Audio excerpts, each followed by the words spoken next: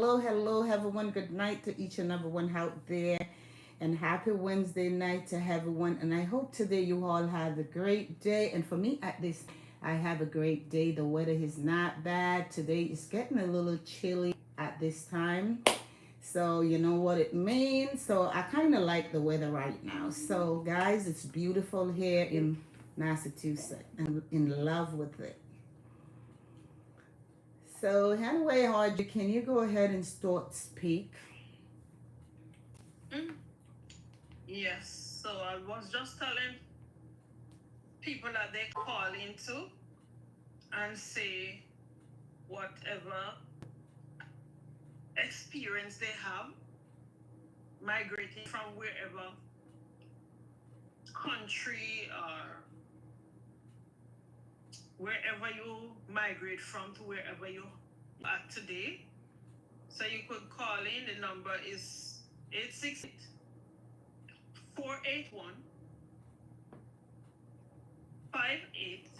868-481-5838. That's the number. And it have WhatsApp. You could call on WhatsApp. Bev will answer your question. Bev will rock with you. Bev will um, talk with you. No, they're going to talk to both of us. Yes, Yes. but So everyone have the right to everyone who you like are the one that mostly could answer the question properly. well I said well you so. going to answer too. You're going to answer too, baby girl. Okay? So please like and share. Please like, share, and subscribe, and come over to our YouTube live. Mhm. So go ahead and start your talking. I'm here listening. Wow, my experience. So what is it like for you to migrate from Jamaica? Well, I was happy migrating from Jamaica. I was happy leaving Jamaica. Mhm. Furthermore, as I said already some time ago, and I go to Germany and I feeling so overwhelmed with the plane ride. Yeah, plane ride is my big thing. I love it. And I tell myself I want to go somewhere else. I have family here, and I ask them if I could come. They tell me yes. When I come here the 26th of June, Mhm. 1999. Well, after 3 days, I get a work. Not 3 days, 3 days, no man. I get a work the 3rd of July. Mhm. June, July. Yeah, Hello, 3rd of July. Crystal. How are you? Keep talking. I'm Yeah, listening. the 3rd of July, I get something to do. Yeah, and you know, the people have a little 12-year-old child, and that 12-year-old child talking to me some little way that I really didn't like. They complained to the parents, and they tell me, no, don't make him talk to you like that. You must spank him, spank him. He said, no, I'm not coming to spank nobody. No, Mhm. no, no. I don't come here to spank nobody, child. I'm asking you, please could make sure your child don't call me any names. Mhm. But it happened that's the little boy didn't really like me. I don't know why, because I don't want to sound prejudiced. I don't want to nobody think I'm prejudiced, but Mhm.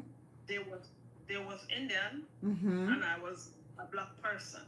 So I don't know if it's that's why the little boy don't really. But Okay. Mhm. that's why the boy end up calling me a shit house. Wow. That's Yeah. how things go when you migrate from a different country or from wherever. Things always happen like that. You're gonna face bad, good, you're gonna face the real thing. You know what I mean? So I want you to like speak part of it, coming back, speak a little, and then come back in. So for me, what it's like for me to migrate to the United States, my experience. Anyway, I have to really talk the first day coming to America. What I really experienced is that I get off at I was off at Miami and then take a plane from Miami to New York. And when I get off the plane, there's a long, long line. So what I had to do, what they did, the officer they did, they had some dogs, and they had the dogs from the beginning of the line to the end of the line, and you had two dogs that stop always at me, beside me. And I really do scared of those big dogs. So I would start shaking, and I keep saying, get away from me, get away from me. And the officer said to me, man, if you tell that dog one more time to get away, we have to pull you out the line. And I was just keep shaking. And I remember the dog go up, they take the dog up to the beginning of the line and send the dog them down. They make some signal sound to the dog because they train them for that purpose. Two of the dogs stop right beside me again, the same two dogs. And they came in and they said, they take me out the line, and they took me into this room, and they started like, they get my suitcase, everything, and they started to go through my luggage and asking me, where is the stuff? That's the first time coming to America. I had no experience about nothing. And they was like, where is the stuff? And I was like, the stuff? There is my stuff. My stuff in the suitcase. Because I thought they were talking clothes. They dig out my suitcase. They throw out every single thing from my suitcase. And they still keep asking, where is the stuff you said in your suitcase? I said, officer, they right there. You guys are pulling out all my stuff. You know what I mean? So, they call a female and they start patting me down, and those type of thing and all kind of things. So eventually they call someone, maybe the supervisor. When the supervisor came, the supervisor asked me some question and those type of thing. And then what they literally did, they just like said it's okay to go back in the line, join the line again.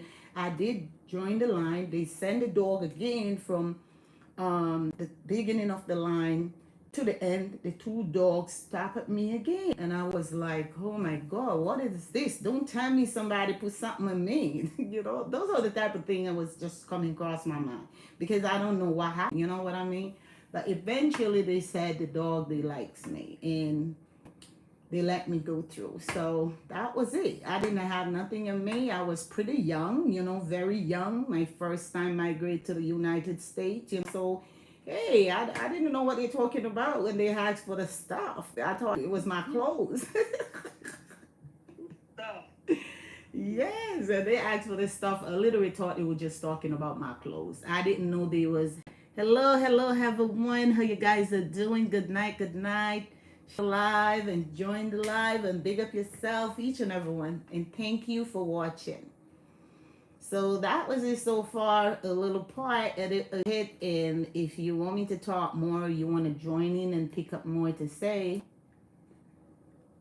So anyway, when I get off the plane and I get out, I was so dressed, I was so classy dressed coming to the United States as a young girl. When I get off, my older sister, she came and picked me up at the airport. And when she picked me up, there was a car out waiting for me, and, go in the car, and I sort of look around, and I was like, I asked my sister, where am I at? Am I in America?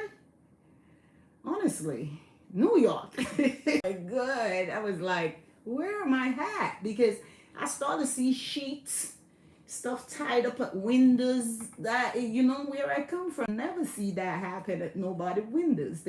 People would buy the curtain, and they would hang up the curtain and this type of thing.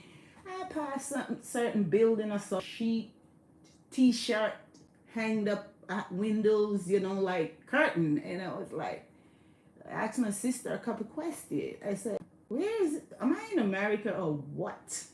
So I pointed over and I showed her. I said, what is that? I didn't know people tie up t-shirt and sheet at windows for curtain in a man goal. I have to be very honest to you. I thought I was gonna walk and just goal. I thought I was gonna fill my suitcase up with just money all over. When people visit from the foreign country and to the Caribbean country, they impress so many people that money in the street, you know what I mean? And when I came here, I got to see the true religion about America. I got to see when people literally take vacation and going home, they could go to the store and charge up with their credit card a suitcase of clothes and never take those tags off, go home, show themselves off, come back to the United States and take them back to the store. I didn't know all those little things, so I learned so many things living here. You know what I mean? I learned so many things living in this United States. And living here, it was just my first off. In the beginning was very horrible. I just have to be a strong black woman and know where I am coming from, know where I'm at, and know what I want out of life to be where I am today. It wasn't easy at all. It was very rough. It was very horrible. When I just came here, back home, I don't get scared to talk because we're doing a video alive and what this is about our experience. The people that I was literally staying with, oh, I don't know. Sometimes I don't even want to think about it, to speak about it. The people that I was staying with every day, I have to iron, wash, cook. And these streets, if you're new to this country, everywhere look the same. You have to walk with a book and your pencil and something to write stuff down, to ask the bus driver when you hop on that bus, how do I get off at Wilmore Street? Driver, I want to get off this place, because everywhere kind of look the same. And you will get lost, which I end up many times got lost because I come off at the wrong start. You know what I mean? But my work experience, I have some bad experience and I have some good experience how people can abuse you. You know what I mean? Because the people that I was staying with, they didn't want me to go out, to go to school. I'm young. I'm a young girl. I thought you would encouraging me, go back to school, get an education to be a woman of yourself. You know what I mean? It didn't happen. They just want to stay in the home. And I came to this country as a permanent resident. My green card that I received when I came to this United States, to tell people how long I am here in this country, it never expired. Never. The only time it expired is that day when I go and swear in for my citizenship. That's when it cut up, and that's it. It never expired. Back then in the days when you get your green card. Never. So what happened now, I'm staying with them there, and then it happened now.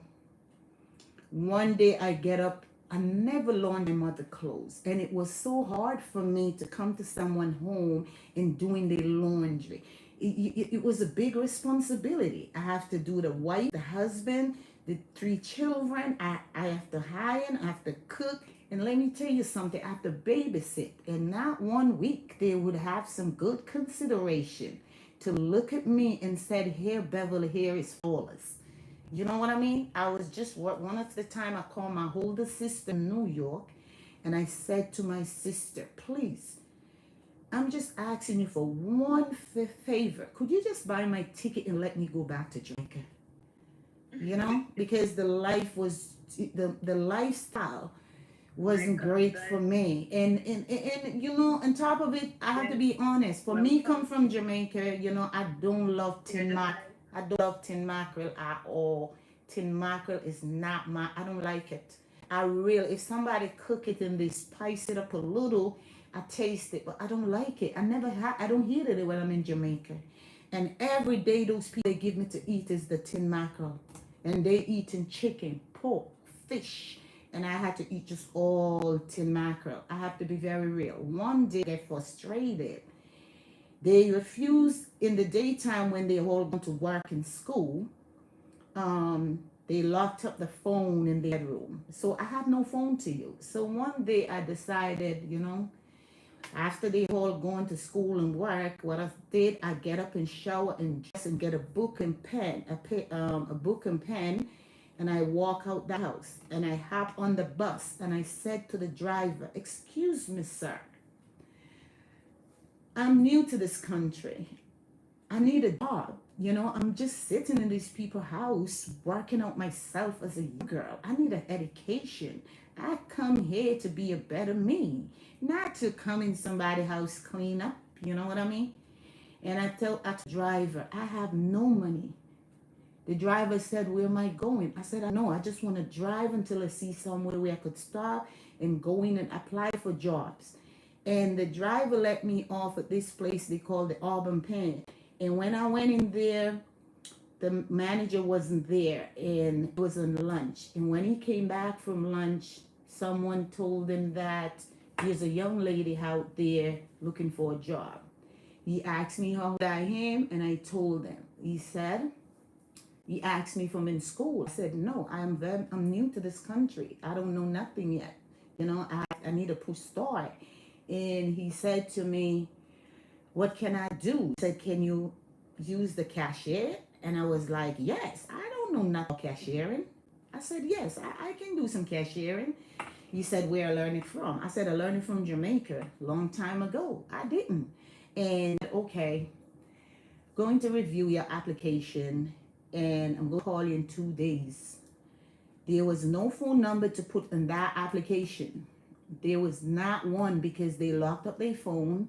So when 3 days passed, what I did, I take the bus back to that location because I'm marked what next to it.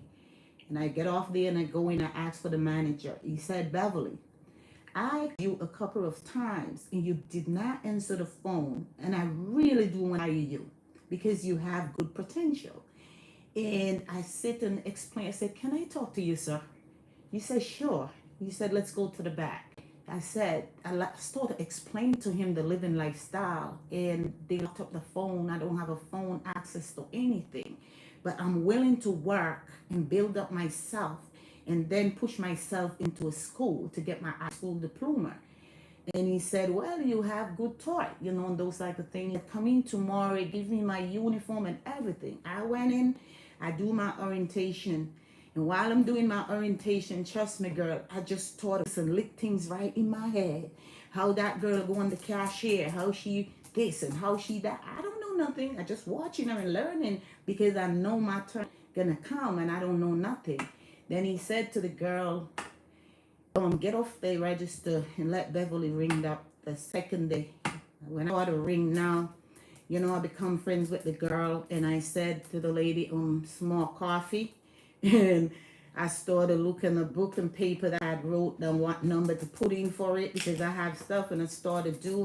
And that day, my cashier, I made the most money in my cashier for an unprofessional person. I have to be very honest because I wrote everything in my head and just keep doing things off my own. And I was there working until I become a supervisor. I got pregnant with my younger child. No, I become a supervisor. And then when I become a supervisor, I go to high school. I graduate. I get my high school diploma. I go to a community college. Then I go to Boston University. Then I go to Catholic nursing school. So I was going to so many schools. I went to school for appraiser. I go for school for physical therapy. I go for school for so many things because I didn't have that opportunity in Jamaica to achieve these things. So when I came here, I wanted to do as much as I can to get everything that I didn't get in Jamaica. And honestly, I had to tell you, my kid's father, that was my ex-husband. You know, when I came here, I know nothing about drugs, those type of things. I'm young. I'm a young child. But I remember, you know, these are some of the worst things too that I've been through. I remember one night I was in my bed sleeping, and you know, I see my husband. He came in the room. He knocked the door. He came in the room, and I know he had something, but I don't know. That's my husband. But he had something, and he said to me, if I don't know if he said sniff it, taste it, or what. I don't remember. And I said, boy, are you crazy? What is that? You think I come to America to eat out of the trash bin? I don't. I said, I don't come here to eat out of the trash bin. I come here to be a woman, to make my mother, my father, my sibling, and my children proud of me, also myself and God. You know what I mean? I don't come here to be a cross. You know what I mean? And from that day, I started noticing when I go out there, you know, meet a couple people, and I ask them, people, I want to ask them people a couple questions. What is some powder thing that make people sniff? And they said this crack or whatever. I said, what does it done? They said it make you high and get out of it, turn cuckoo. When I go back home and he came home from work, I started like bring up that conversation. Like, what is that you was trying to give me? You know, you know about America, not me. I don't know nothing about here. You should be protecting me, you know? If you care about me, you don't push me down in a hole. You're supposed to be there to protect me. You know what I mean? And I'll be a woman and stand up on my feet, man, get a job, you know, get a room for myself. I buy 2 spoon, 2 fork, 1 knife, a pot, a plate, my frying pan, and those type of things. I get out his house, his place. I rent me a place for myself, and I just sort of move on. You know what I mean? I sort of move on. So in the first beginning 2 years, 2.5 years for me living in America, it was very rough. You know what I mean? So you go on the bus. Um, America is good now to compare back then in the days. When you hop on that bus, they tell you, you has to go to the back. If no seat back, the back seat and the rest of the seat in the bus is empty. You can't sit in there because it's not for black people. You understand? It's not us. It's either you have to go at the back. Sometimes the back seat could probably hold 5 people and it's already full. You understand? And when you go on that bus or the train, you can't sit certain place because you no. I experienced so many things here. I experienced the good. I experienced the bad thing. And one thing I could tell any single person out there who out there believe the United States of America is a piece of cake. And when you just land here or wherever you are today watching this video and believe America is a piece of cake to live, you're joking. You have to have this up here. You have to have this up here. I live in a rooming house. I have to tell people for where I'm at today and where I'm coming from. Thank you, Jesus, a trillion times. I live in a rooming house, and every single body in that rooming house selling drugs up in that rooming house. And I didn't know. I don't know. This man giving me a ride to school, and this time I don't even have money. I don't. I'm going to school. I'm working. I get, you know how much I work when I came here? $2 an hour, people. And when I get the $2 an hour, I have to put it down to pay for my rent was probably $30 a month for a room. I had to be very honest. And I had to save that money. Sometimes I had no food, but I had just come home from work, shower, go in my bed, and just relax because I don't want the rest of people that I'm out there to know that I'm so poor, I can't afford food, and I don't want to live on anyone. And I realized that I'm the only female was living there. And one day I confront the landlord and I said, do you have any more apartment? I'm not comfortable in here with all these men. But, you know, they're all Jamaican. You know, they're all Jamaican. Of them there, he passed away. God bless him in that eve. God bless him. I lost my job just to go to that man's funeral. You know why? I told my boss I don't care. Because when I was going through my hungerness, my starvation here, that was the only man that cooked and knocked my door and said, Beverly, come and eat. I said, I already eat. He said, no. I said, I cook. He said, no, you didn't cook. You know I have nothing. And he cooked. When I get home from school, I could get my dinner. That man make sure he, and he never one day disrespect me. Never. I looked up to that man a million trillion times. Like he's my father and like he's my brother. You know what I mean? Because he was there. He never disrespect me one day like he wanted me or looking for a payback. He was a man with respect. He was a man with dignity. He was a man with good moral. And I had to tell you, that man, sometimes I'm going to school. I don't even have $1 lunch money to go to school in this United States of America. And that man was doing some construction work. And that man sometimes give me a $5. $5 could stretch a lot. It could do so much. And my school is like 3-4 miles away. And sometimes I get up, I should be in school 7 o'clock. I get up from 5:30 and walk it one morning early. It was dawn outside. And this car pulled up beside me and the man said, come on in the car, let me give you a ride. And just a voice said, if you go, you're dead as it. And I take my slenders off and I started to run from that man. And the man burst back and pull out a trigger, man. And let me tell you something. People think living in America is easy.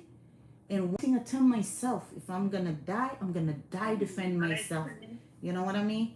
When that man pull something out and tell me you gotta come in the car, I just stand up a little and look at him, and I just look at my two sides. Which side is the best side to go? That if I run, he gonna fire. And you know what I do? I said, open the door. Where you want me to come, the front or the back? And then when he opened in the door, I took off and run again and go up to a top street, and he disappeared. I could lost my life just to walk to school, to get an education, to be the woman I am today, and to be where I'm at today. And that's one thing I teach my 3 children them. Never grow up in jealous and bad mind and envy over anything any single person have out there, because you do not know what they've been through. You do not know how they come across with it. You know what I mean? So America, bag of rose. America is not. America is maybe a lot better, get harder, rougher, but it's not a bag of rose. I've been here as a young child. I got my high school diploma here. Just tell people how long I'm here. You know what I mean? And I push myself all the way through school. I keep studying for every little thing I could study for. That I wasn't able to achieve in Jamaica. I push myself through here to achieve as much as I can to be the woman I am today. I have to be honest. And one day when, I was into this college and I hear my pro. I don't know, but everywhere I go, people just love me. Every single way. Because you know what I grew up with from my grandmother? Respect. Sir, mom, thank you, please. And I carried on all till this moment. You know what I mean? And one day I was in school and, one of my nursing book costs $2,000. I don't have money to pay that. And I said, you know what? I'm going to talk to the dean. See what the dean can do for me. And I go inside, I sit down and I said to him, hello. And he said, well, Beverly. And I said, I have a problem right here. I am African Jamaican. I came to this country to be a better woman. You know what? I want to become a nurse practitioner. From a nurse practitioner, I want to be an autopsy doctor. He said, are you sure? I said, yes. He said, what is it now? I said, I can't afford myself in school. I need books. I can't afford them. A lot of people have books. I can't afford them. You know what I mean? I'm a poor woman. And that man said, just go to the bookstore, give them this list, and get all the books you want. And from that day until today, man, the government paid for me in this country, go to every school, made it come up to $200,000. I never paid anything. And whenever that school needs new student coming in to do orientation, I'm the one speak for that school. I tell you straight up, I speak for that school. Because when I'm doing my orientation, we had end of semester exam, and when we have our PowerPoint and everything, I go up and draw everything in that board.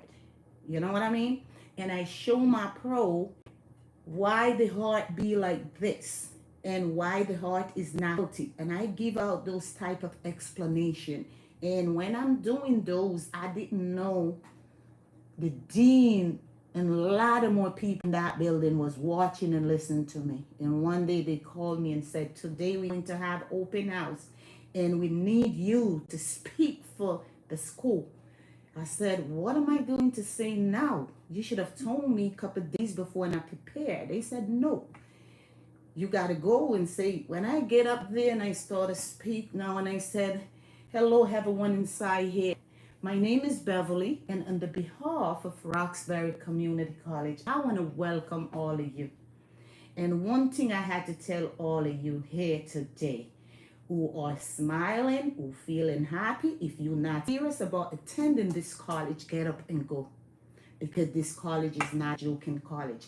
This is a college to put you somewhere where you want it to be. And this is a college that put me somewhere. They thought I was a professor when I'm done speak. They thought I was a professor.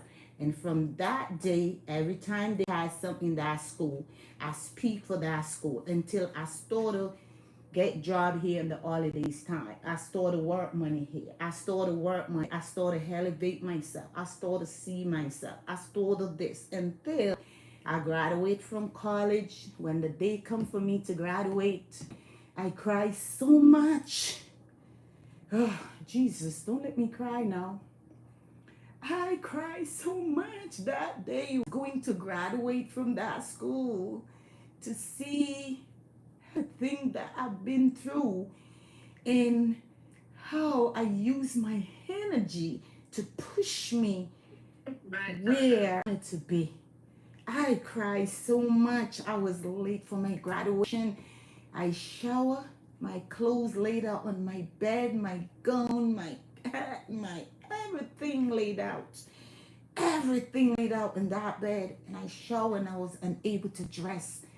I was 25 minutes late for my graduation. And my name is Beverly. So A, B. When I reached the graduation, they already called my name to come up to receive. And I should give a speech. And I didn't get to give it because I was so emotional. When I go to that school, I told them there's no way I could speak.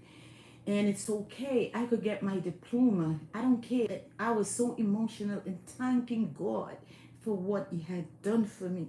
I cried so much that day.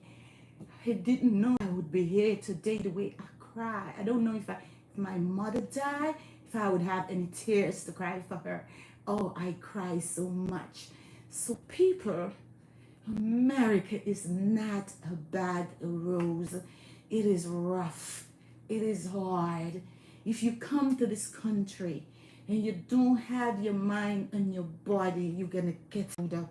You have to be strong and watch your company you go hang around with. Watch the house that you visit. You have to be very careful. You may see the place look beautiful. You may look nice. You may look quiet. Oh, ask yourself the question. Quiet? No, I've been through a lot. I've been through so much to reach where I'm at. When I graduate from college, I go to nursing school to do another 4 years to get my bachelor in nursing. because I wanted to become an autopsy doctor, because when I'm in school I could just cut the pig. I could say, pro diabetes killed this pig. My pro said, I said I could look at the color, when you cut the pig inside, you could see what the liver look like and those type of things. So just looking at they just laying down there, because we do experiment in the pig or the frog, and I just said diabetes or the attack, and that's the way I feel like I wanted to become an autopsy doctor, so I could just look at the dead before I even cut it and just tell what really wrong with it. You know what I mean?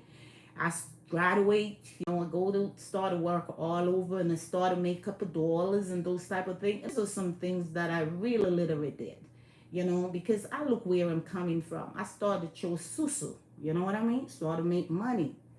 Started to susu, $1,000 a hand. Once a month, one person getting 10, 20,000. You know what I go in there with? 4,000 a month. And that's how I save my money. You know what I mean? And in my homes, I'm in Jamaica. And people maybe look at it and do not even know how I come with these money. But I work hard and invest myself. I used to do 12-hour shift job and make money. Sometimes I go and do some nights. Now I get older, I cut those things out. I could do 4 hours a day and I'm living. I'm happy. You know what I mean? So I've been through a lot. Maybe people may see me coming live all the time and speaking, and maybe see I live in a beautiful home because I like niceness. I like nice things. But back in the days, it's only one bed I had. I have to go on the floor and give my child the bed. You know what I mean? It's rough. It was rough. It was horrible. It was terrible. It was terrifying. You know what I mean? And then I teach myself, never forget where I'm coming from. You know what I mean? And I would never forget my Jamaican. You know what I mean? I would never ever forget my Jamaican. Coming as a young girl, push myself. A lot of young people come here. And what I know about Jamaican people, they do not like to go to school. They do not. In every college you go to, you find two Jamaican. Two. You find 1 million African, 1 million Asian, Chinese, Japanese, Asian. Where's the Jamaican? I always ask, where's the Jamaican? You may find two. And the two that you find, they're not easy either. They cause conflict. You know what I mean? The two, you may find two or one, include myself. And as a Jamaican, and I'm a Jamaican too, I want to look out for my Jamaican people too. You know what I mean? And Jamaican is not great. Jamaican here. I've been through so many hell with my own Jamaican people that I'm here. You know what I mean? I believe that, I should look up to them as a Jamaican and should be there for them to help them out with certain things. You know what I mean? I'm working at this place, and I'm going to say this and cut so you could talk. I'm working at this place while I was in school. And when I was there working, one of my friend in nursing school, she's Jamaican. She's not my friend, just school friend, because I don't keep friends. I don't like female friends at all. They too full of bagger. So, we friends, we study together and do things together. And, things was getting low, because when you're in school, nursing school, they only allow you to work 10 to 20 hours a week, because you have to focus on your education, not a piece of cake. So a lot. Anyway, things was getting low with her. Recommend her to my boss. My boss decided she going to hire her. Boss hired her. I didn't really want her to work in the same area as I do, but that's where my boss sent her. You know what I mean? It's okay. They're working. When she came, I'm the one give her orientation. When she came, I said to her, this is a facility. Know what you say in this facility. And be careful of your mouth. Go out there and build your own reputation. You understand? A week later, my boss started to act different with me. Like she want to fire me for no reason. And I keep complaining to my friend, why my boss acting like this with me all of a sudden? What is it? And she started to dog out my boss too, because I was upset. I didn't do nothing, and she just acting strange with me. So One day I came home and I said, I'm going to call my boss. I'm home now privately. And when I called her, I said to her, what is it? What have I done? Why are you acting so shady with me these days? She said, Beverly, you talk so many things. I talk so many things about her. I said, I talk so many things about her. People, let me tell you something. When you're telling people something, you want to know who talk it back, don't tell more than one person. Okay? And she's the only person I bring my boss name to because I noticed my boss was acting shady with me. She went back and told my boss everything that I said. I said to my boss, I'm a growing person. Of course I said it. And the reason why I said it because you're acting shady. I'm not going to say that I didn't say it. I did. I confront her back. I said, I thought you was a cool person. You Jamaican. I'm a Jamaican. I'm not saying that if I did something wrong or you do something wrong, I should defend you wrong. I should tell her straight up as a person that you're wrong, but don't go behind my back and messing me up. You know what I mean? All of a sudden in the facility, every single person turned against me. Every single person in the facility against me. I didn't know why everyone against me. They don't want to say hello anymore. When I say hi, good morning, no one answer me or anything. One day now, me and her face to face because I have big responsibility in that facility. And when I would talk stuff out, like the day before, like till tomorrow and I go back to work, everything pulled down on the floor. And I said to her, who did this? That's your shift. Who did this? She told me it's another nurse. In front of the nurse said no. One day I'm coming out and she bringing up somebody's name and I said, listen to me, baby girl. One thing you should know about me by now. You see Ray, gossip and mix up. I don't want to get involved in it. You understand? I don't like Ray. That woman grabbed my foot and wringing out my leg out my body. Just because I say that to that woman. You know what I mean? And then she went out and tell people. She went out and tell the people that I want to beat her off because she's way older than I do. And she herself a minister. Of course, people going to believe that I did something wrong with her because she's older. You know what I mean? People started say everybody gather up having a meeting and decide they're going to fire me. And when they writing up paper and asked me to sign the paper, I said, no, excuse me, every single one in here, can I speak? And when I pulled my phone out, I said, listen to all these recording things. I said, is this woman pull my leg? I said, no. Listen to what she did here. I said, listen to everything there. And that's what saved me. She went out there messing up my character. You see Jamaican? I'm a Jamaican. I'm not saying all Jamaicans are the same because they all not. Everyone is totally different. You still have some good Jamaican, but they are bitter here. Very bitter. You can't help. You can't do nothing for them. Okay? So you could continue now, baby. Very. Hello, everyone. Thanks for watching. Thanks for watching every single one. Please to like the live. Please to share the live. Please send thanks. Like and share. Well, when I leave the place that I was working, I called my cousin, I said, watch me. I can't say I said because man, child called me shit house. And because I said, well, how'd you leave? I pack up some of my stuff then I could take with me. And I'll go back to my cousin. So she said, so you get your pay ready? I said, no. I'm going in. She said, well, here, follow me. When she follow me, go back. The people I wait until when they come. Because they have a supermarket. I wait until when they come. And I tell them good night. I come first them. And I pay. She said, if you go and take away the day, I go in, take up my bag, pack up everything else that's there. And now coming out, I said, can I have my rest of my money, please? She said she gave me a call twice to my children then. So she take, and plus she did go by the immigration and do extend the ticket to a 1 year. So she got to take back her money when she extend the ticket. She got, because from me go them, me not get no pay. Me not get no money in my hand. So she said she got to take back her phone call money. She take back her phone call money. She take back her $700. She give me $150. After me did it for a month. I'm on that for. She said, okay. And she started to tell me how we come use out our phone call with family and this and that and Ray.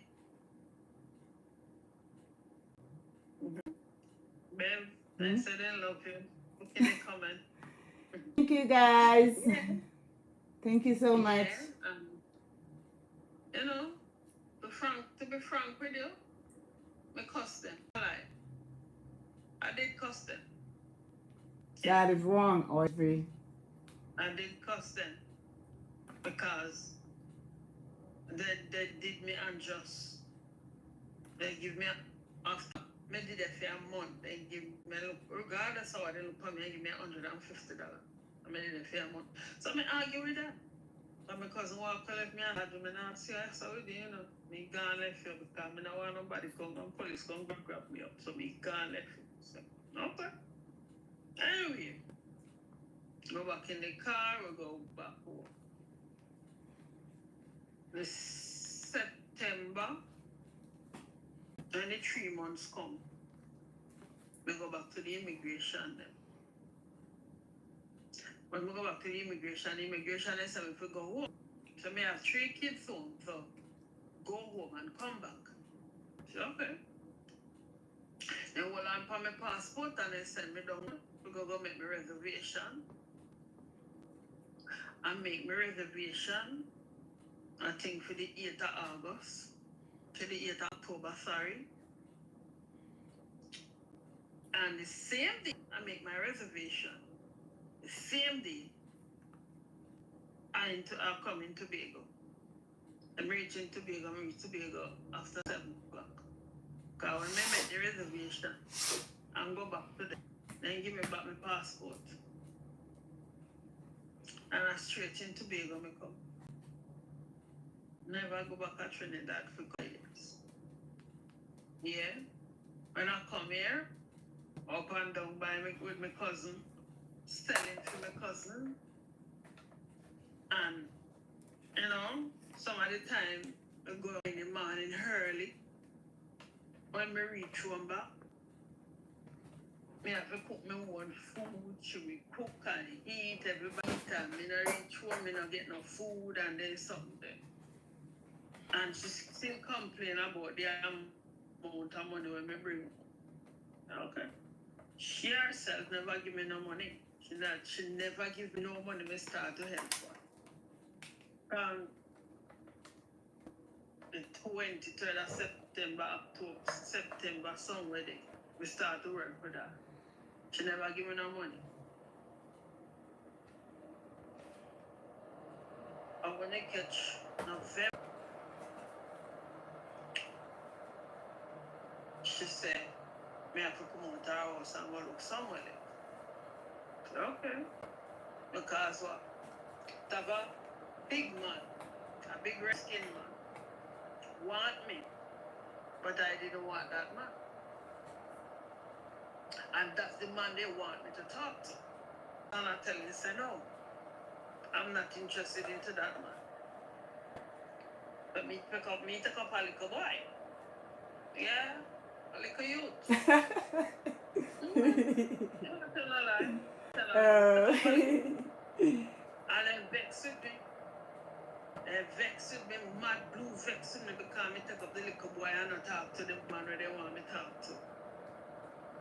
And next time if I come out of them place, well, my cousin did buy one sponge for me. She give me final little room. Me I pay $300 a month. Me have to pay $350 down and $300 for the room. $300 a month. And that's how she give me I think she give me about $750 for all the work on my work for her. I go and pay me down payment and pay me rent. The place have 1 bedroom. The place have 5 bedroom.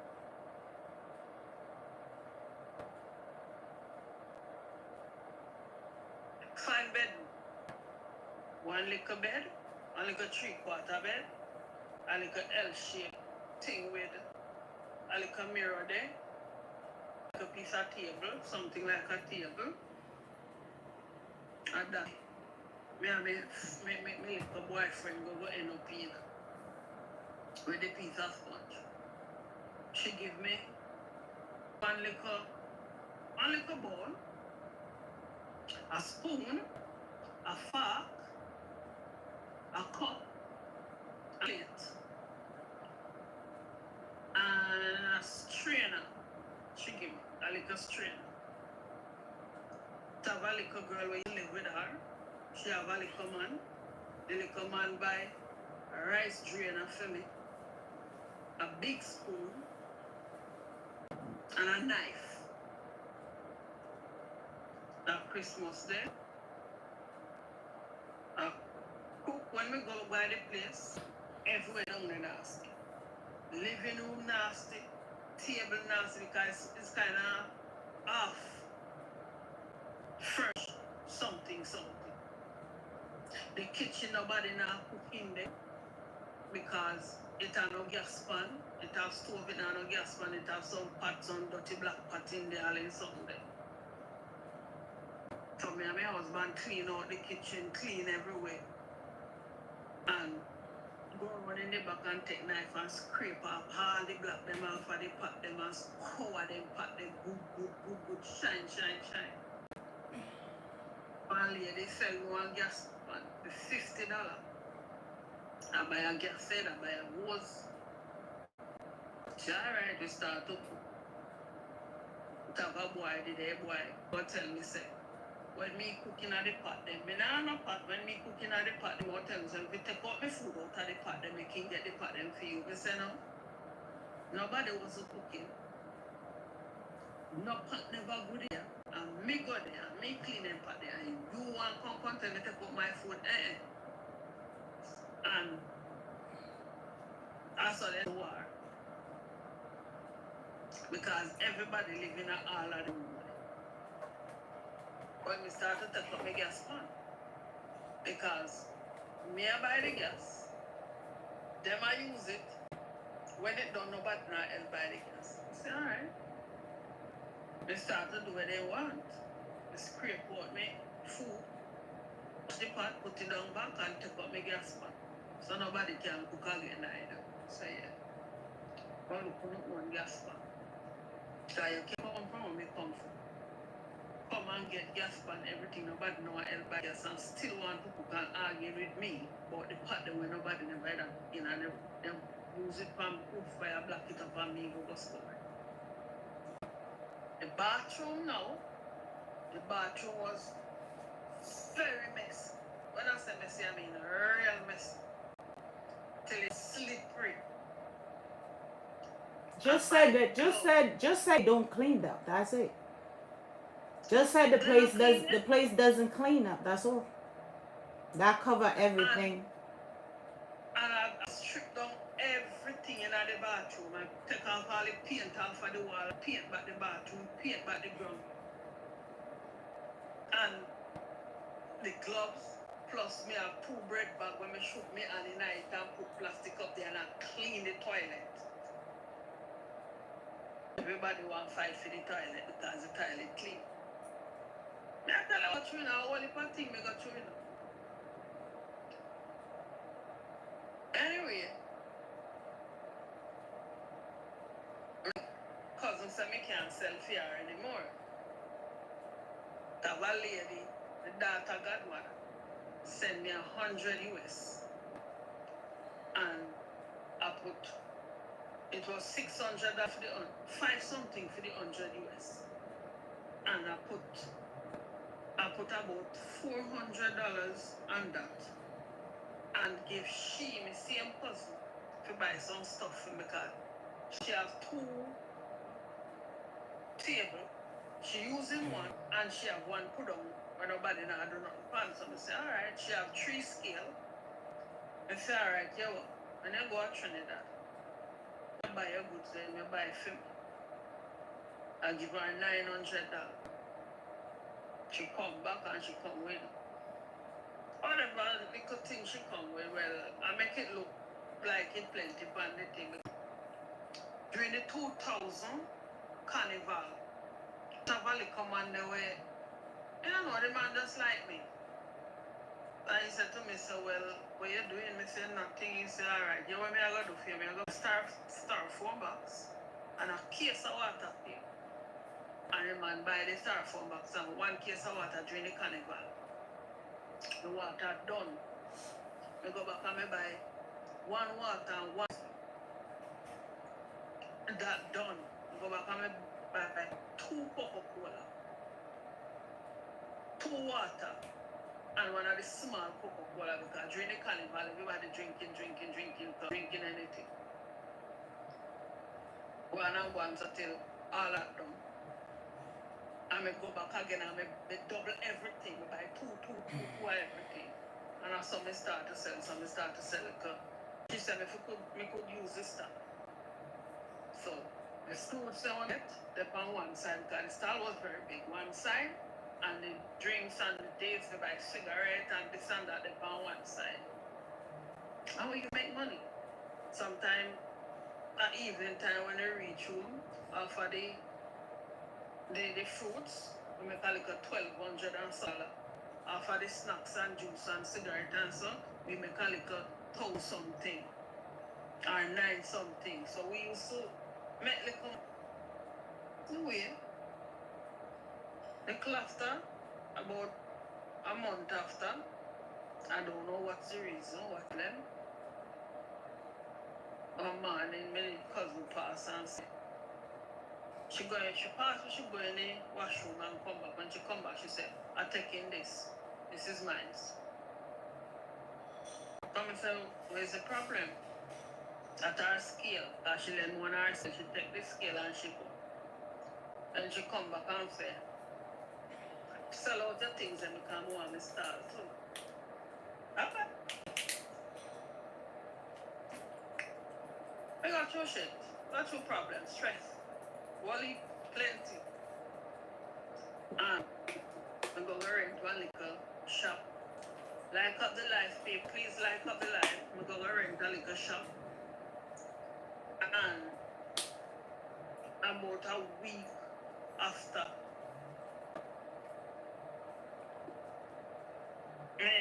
the night me I dream say immigration and police come down for me. I dream it, yeah? Immigration and police come down for me. The immigration come at the front and the police come by the side because this is the place that people buy and you have to the place back into the shop. So the police come there, the immigration come in the front and talk to me. When the immigration said to me, say, where your name? I said, Tasha.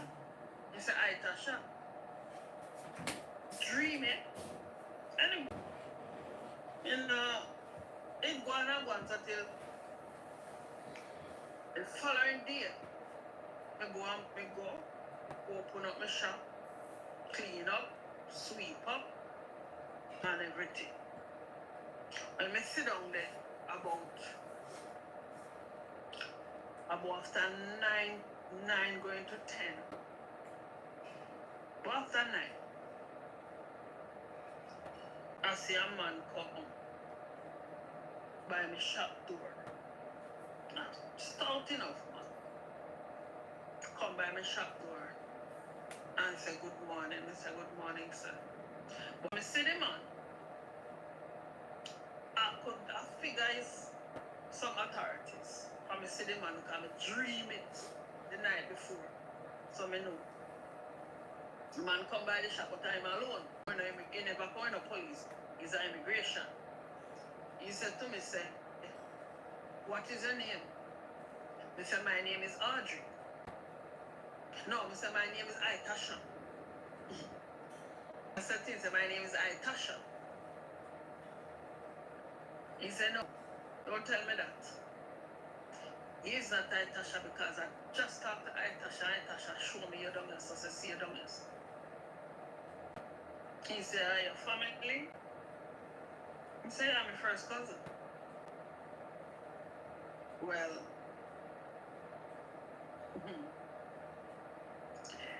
anyway, the man said, well, me tell you something. We come for you because they write a letter, send come say this and you're that. But I ain't gonna carry this issue. She said, me say you're married, we say yes. He said when? We said 2 weeks ago. But about 8 days after me married, in come. Because a man said to call me and said to me, say, Audrey, come here. You put your thing for married. Yeah, Maurice. Me, I tell you if you go and get married now. I may go home, put on my clothes and go by the place, me and Maurice. When we go there, we have to wait long because the man said we're supposed to come and tell him when we coming, we make the time for we. But I explained to the man and tell him I'm taking place. So the man said, alright, we have to wait. So I wait for about 3 hours. And we get them married with. None of them never know. Because I'm here, Maurice, I go and me look somebody who may not even know to come stand for the 2 hours. And the man asked me if the immigration man asked me if we married. We say, yeah.